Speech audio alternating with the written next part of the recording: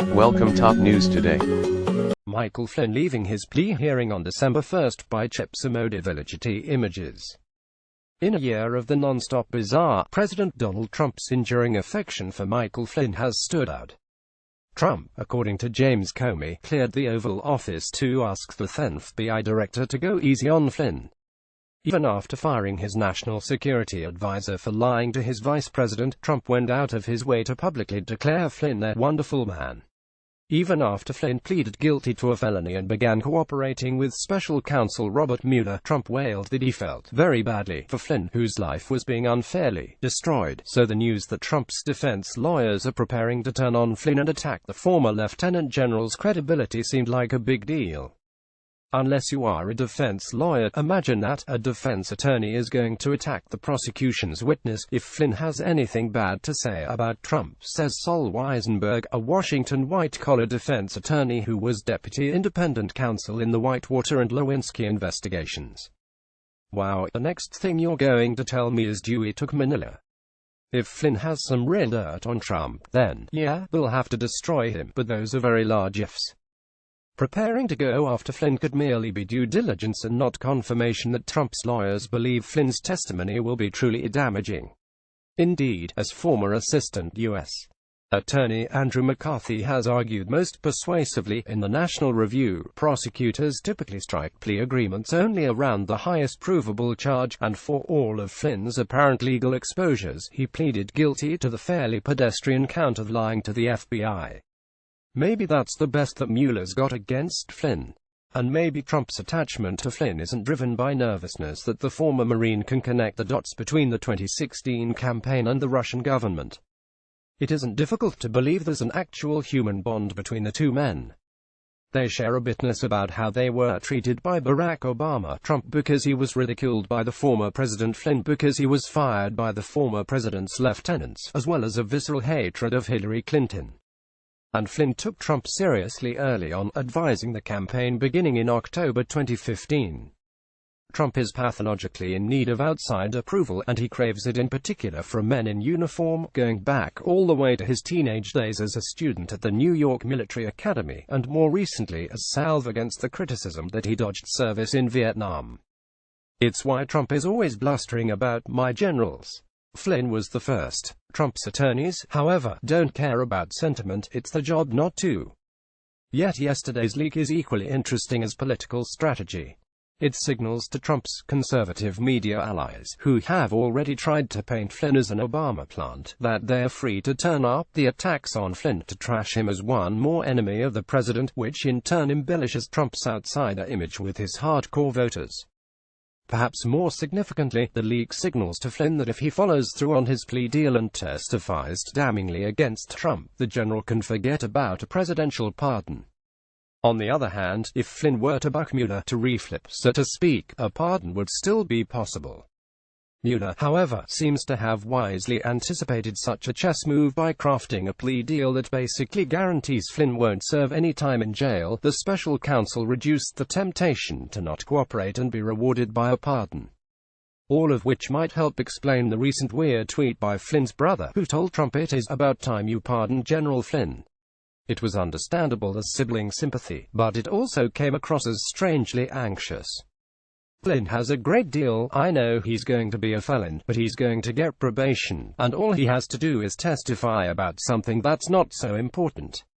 Weisenberg says. So why is his brother worried? Perhaps, Weisenberg speculates, there is a second, secret plea agreement between Flynn and Mueller, one that contains more explosive evidence of a conspiracy between the Trump campaign and Russia. A separate, hidden plea would be highly unusual, but it would explain the apparent thinness of the public plea agreement. Mueller would have thoroughly debriefed Flynn before making the plea deal, and this was a sweetheart deal, says Peter Zeidenberg, who was part of the prosecution team in the Scooter Libby leak case and is now a defense attorney. They know what Flynn is going to be saying. Maybe it will be underwhelming. Trump's team doesn't seem willing to count on that. Full-screen photos. 14 White House scandals we loved and lost in 2017. The first truth-bending claim of the Trump administration came just a day after the inauguration, when Sean Spicer introduced himself to the world by claiming that Trump's inauguration had drawn the largest audience ever, despite several photos showing a rather sparse crowd. Within a month, Spicer, once a well-respected journeyman flack in D.C. media circles, had cemented his reputation as Trump's own Baghdad Bob. Photo left by Lucas Jackson. Getty Images. Right by Dual Getty Images. Less than 2 weeks after he was inaugurated, Trump bungled a major campaign promise when he signed an executive order restricting travelers from 7 Muslim-majority countries from entering the United States. The order sparked protests across the country and threw border control into chaos as it struggled to implement something. Federal courts immediately blocked the ban, declaring that it was an unconstitutional religious test meant to discriminate against Muslims, and pointed to Trump's own comments as proof. The ban continues to wind its way through federal court, continually hamstrung thanks to the way Trump and then-advisor Steve Bannon mangled its initial rollout. Photo by Stephanie Keith. Getty Images. Back when she was still known as Trump's maternal handler, the White House advisor drew scrutiny for kneeling on an Oval Office couch as casually as if she owned the place. She does not. She told the press that she had done so to snap a photo of Trump and a group of visiting presidents of HBCUs, and that it seemed to be the best angle. Photo by Brendan Smilovsky. Getty Images. The lawsuit against Trump University was the perfect allegory for a Trump presidency. The real estate billionaire stood accused of taking tens of thousands of dollars from regular folks, promising that his financial know-how would make them wealthy overnight, and then leaving them with nothing. Back in March, Trump settled 3 separate lawsuits, 2 class action suits and a fraud case, against the university for $25 million. Photo by Bill O'Leary. Washington Post via Getty Images. Of course, Melania Trump, former model and Upper East Side inhabitant, would think nothing of wearing stiletto heels while preparing to visit a hurricane disaster zone. But after the internet slammed her for her Tundi fashion faux pas, a practice that goes back centuries, she emerged from Air Force One just hours later wearing a brand new pair of white sneakers and what appeared to be a men's button-up shirt. Photo by Alex Wong. Getty Images.